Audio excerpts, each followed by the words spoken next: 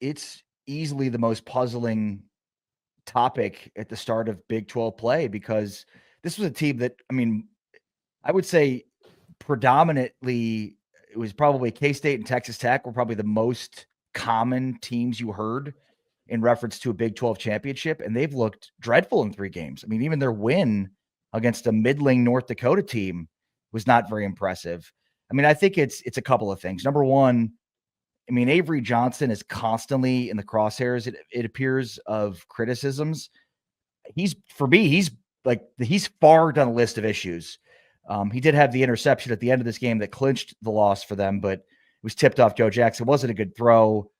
I think the most puzzling part of the dynamic with Avery is, why isn't he running the ball? And yeah, I mean, it's maddening, because we saw him at the end of last season have 3 straight games with at least 10 carries. He's got to be somewhere, in my opinion, between 10 and 15 carries a game.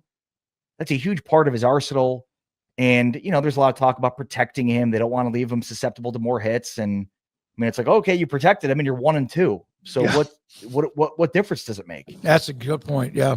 And like, I just think in the Army, like Cale Helms, if you didn't know, now you know. I mean, he was an absolute beast in that game. He was starting for Army, making his first career start at K-State, and he just absolutely demolished them on the ground. I mean, 3rd and short, 4th and short, it was automatic. And similar to the Kansas game, Kansas State had was up 13-0 early in the game, looked like they were about to run away with it.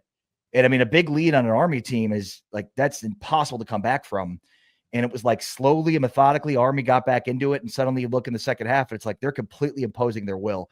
So like, big picture, Craig, I mean, I think the answer here is like, they're just not like, they're just not winning at the point of attack. And like, there's seems to be like a matter of sheer will. Like, will I stop you on 3rd and 1, 4th and 1? And in that game, the answer was no. And in the first 3 weeks, the answer was no, because you look back even at the Iowa State game, but there were certain instances there with the same thing. So it's like, it's this weird dynamic that's hard to put your finger on.